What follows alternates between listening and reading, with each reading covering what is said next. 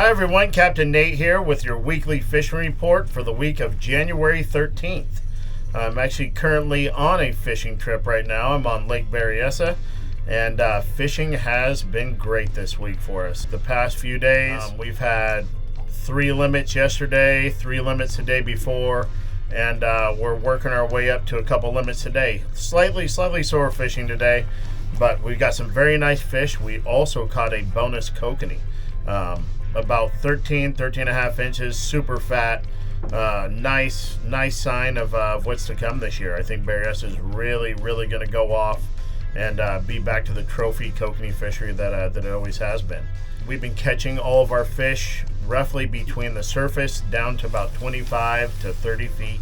We're still pulling some custom color spoons, guys. They're shad pattern, but we're gonna have a line of spoons coming out with Catch America. That's going to be a Berryessa package, and it's going to be pretty much all my favorite colors for the lake, and you're going to want to pick them up. They work. We've been pulling some optimizers as well, very similar colors, and just everything seems to be working for us right now. Like I said, surface down about 30 feet. Don't get caught up chasing those marks down deep. Those fish just are not going. They will eventually, but they aren't going right now. That's it for Berryessa right now. In other news, Lake Comanche still closed to boating. It sounded like it should be closed indefinitely, hoping that's not the case. But as of right now, we're just kind of waiting to hear something. That's all East Bay mud lakes from my understanding. Pardee's not looking good to be opening up as well. So, it's going to put a lot of pressure on some other lakes, but there's some great fishing going on elsewhere. Amador's a bit slow still. I think that lake is just getting pounded too hard. There's a lot of people out there fishing. I've heard that if you're not one of the first 30 boats on the lake, which is a ton of boats for that lake, if you're not one of the first 30 boats, then they turn you away because they set a max, which they should. I don't know if it should be 30, but that it's putting a lot of pressure. 150 people on the shore, and that's just way too much pressure for a small lake. Collins Lake is fishing good. Still bait fishing. Water's still a little too murky for trolling, but if you don't mind going out there and plunking bait, it's working out well. Bullard's Bar's kicking out some kokanee. Like I said last week, sounds like the fish have dropped a little bit. Sounds like they're more the nicer fish, meaning the 10 to 12 inch fish. You're looking about the 45 to 65 foot range.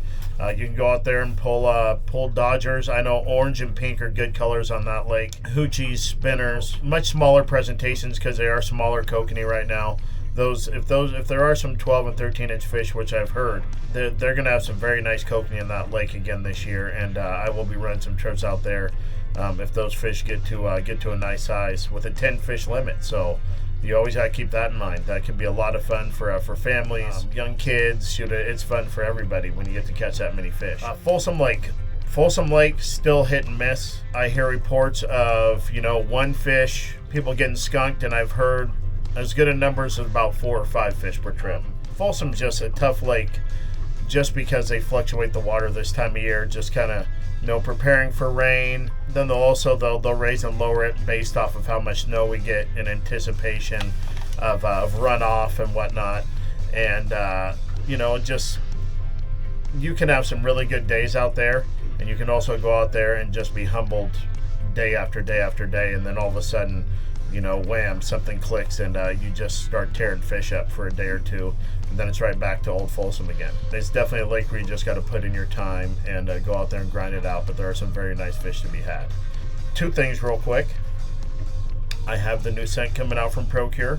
It's called Chrome Killer. I should be having a case of it at my house, I believe, when I get home today. I'm really hoping it's there. This scent is going to be a major game changer, guys. You definitely want to grab a bottle. The Berryessa spoon package, that should be available very soon through Catch America as well.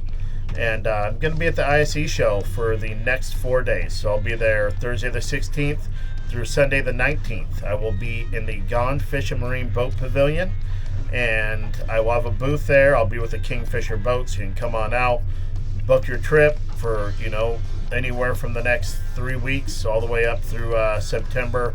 And, we're going to be focusing on trout, king salmon, kokanee salmon. We'll be messing with some crappie a little bit, some big old catfish.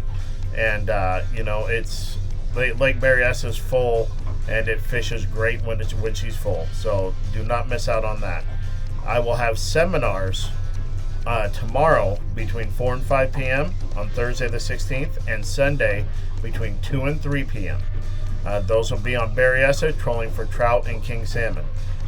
Don't want to miss those seminars and be giving away a lot of tricks and techniques that I use out here that are pretty unorthodox, and you don't want to miss out. This is your one shot. Come out and check me out, guys. I'll have a lot of spoons to give away from my sponsors, and it'll be a good time. It's going to be a great show. That'll wrap up the report for this week, and I hope everyone has a blessed day, and I will check in with you next week.